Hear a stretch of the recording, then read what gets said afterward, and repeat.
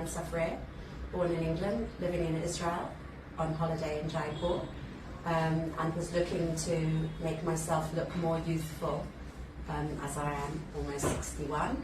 And my daughter is getting married at the end of August, which is in 3 weeks' time, and I had lines here, smaller lines around the top part of my lip, and a very sad mouth. Not to mention a little bit of crow lines here and also a frown line here. So I searched online, I did a lot of reviewing before I decided to put my face under needles.